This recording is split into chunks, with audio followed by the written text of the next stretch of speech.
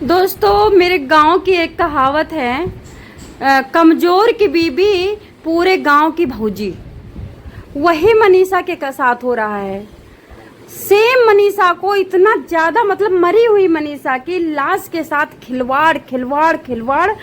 मतलब किसी के पास इतना दिमाग नहीं है कि अगर तुमको सुसाइड देना तुम दे सकते हो यार, कोई नहीं रोकता।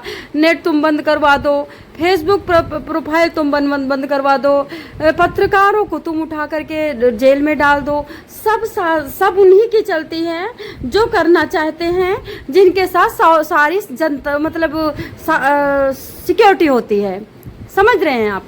तो अभी मैं बताना चाहूँगी, मनीषा का अंतिम संस्कार का सुबह होने की बातें हो रही हैं और ग्रामीणों ने कहा है कि ठीक, हम दिल्ली एम्स से पोस्टमार्टम रिपोर्ट आ जाएगी। तीसरी बार दिल्ली एम्स लाश फाड़ने के लिए गई है। पहली बार में नहीं कर पाए, दूसरी बार में रोहतक पीजीआई में नहीं कर पाए, तीसरी बार अब एम्स में गई है। मतलब ये केस को गुमराह किया जा रहा है। आज तक ऐसा कभी हुआ कि दो बार पोस्टमार्टम हुआ हो और कुछ बात पता? इन लोगों को इतना नहीं पता चला पहली बार में कि उसने सुसाइड किया है, जबकि आपको पता है डॉक्टर देखते ही बता देता है कि ये केस कैसा है बिना पोस्टमार्टम के। इतना गुमराह मत करो, लड़की की आत्मा कांप जाएगी, श्राप लगेगी। श्राप किसको मुंह दिखाओगे? कुर्सियां हिल जाएंगी, कुर्सी पे बैठना मुश्किल हो जाएगा, पीछे के साइड में बहुत विकट बवासीर हो जाएगी। शर्म करो, शर्म करो। तो बोल रहे हैं कि संजय कुमार जैसे कि, और उसके दादा जो हैं बेटी के, मनीषा के दादा राम किशन जी, उनका कहना है कि जो ये जांच है वो सीबीआई को, अरे सीबीआई अमेरिका की नहीं है दादाजी, आपसे रिक्वेस्ट करती हूँ। बेटी मर गई है, अब मरने वाला कभी वापस नहीं आता। अब बेटी की बॉडी की क्षति मत करें। बॉडी कंपोज्ड हो चुकी है, बॉडी में कीड़े पड़ चुके हैं, बॉडी सड़ चुकी है। अब उसकी बॉडी का अंतिम संस्कार कर दो, नहीं उसकी आत्मा को भी कतई उसको रिहाई नहीं मिलेगी, वो भटकती रहेगी। हरियाणा की भिवानी में जो ये टीचर मनीषा का कल अंतिम संस्कार किया जाएगा। मनीषा के दादा रामकिशन ने कहा, हमारी दोनों मांगे पूरी होनी चाहिए। हम बेटी का अंतिम संस्कार करना चाहते हैं क्योंकि कीड़े पड़ चुके हैं। किसान नेता सुरेश कोथ ने कहा कि कल सुबह 8 बजे अंतिम संस्कार किया जाएगा। दिल्ली एम्स से बॉडी रवाना हो चुकी है। तीसरी बार मनीषा का दिल्ली एम्स में पोस्टमार्टम हुआ है। 2 घंटे तक पोस्टमार्टम चला। दोपहर को मनीषा की डेड बॉडी भिवानी से दिल्ली ले जाई गई थी, आज ही दोपहर की, ठीक है। इस दौरान मनीषा के परिवार को 3 लोगों को भी पुलिस एस्कॉर्ट करके दिल्ली ले गई। अब मनीषा की डेड बॉडी भिवानी के सिविल हॉस्पिटल में लाई जा रही है, यहाँ पर शव रखा जाएगा। इसके बाद सुबह बृहस्पतिवार को अंतिम संस्कार होगा। सीएम नायब सैनी ने कहा कि परिवार की मांग पर जांच सीबीआई को सौंपी जा रही है, इस मामले में पूरा न्याय किया जाएगा। उधर हरियाणा महिला आयोग की chairman Renu Bhatia Dhigawa guest house पहुंची। उन्होंने फ़ोन पर परिवार से बात की। चेयरमैन ने कहा कि परिवार उनसे गेस्ट हाउस में मिल सकता है। उन्होंने परिवार से विनती करते हुए कहा कि मनीषा का अंतिम संस्कार होने दे। अब समझ रहे हो आप? कांग्रेस एमएलए व रेसलर विनेश फोगाट ने मनीषा को लेकर कहा कि मैं तो खुद भुक्तभोगी हूँ, मनीषा हमारी बहन है और हम उसे न्याय दिलाने के लिए जाएंगे। हालात बिगड़ने की आशंका से पुलिस भी हाई अलर्ट पे है। भिवानी चरखी दादरी 19 अगस्त को सुबह 11 बजे से 21 अगस्त 11 बजे तक इंटरनेट बंद कर किया जा चुका था।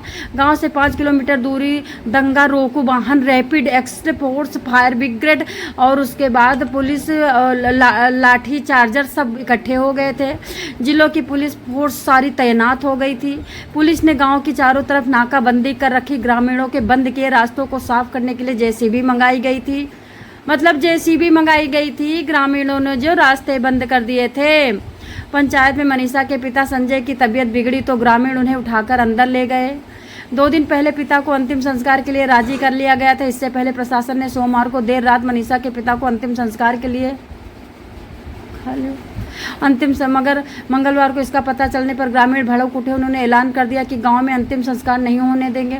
इसके बाद पुलिस प्रशासन पीछे हट गया। ग्रामीणों ने संघर्ष के लिए गांव में कमेटी बनाते हुए आज 20 अगस्त को पक्के मोर्चे का ऐलान कर दिया है। दोस्तों, अभी मैं आपको कुछ और जानकारी देना। अभी मनीषा के लीगल एक्सपर्ट बोले फैक्ट्स छिपाए जा रहे हैं। भिवानी पोस्टमार्टम में सलवार पर एग्रेशन के मार्क, जहर की शीशी मिली है क्या?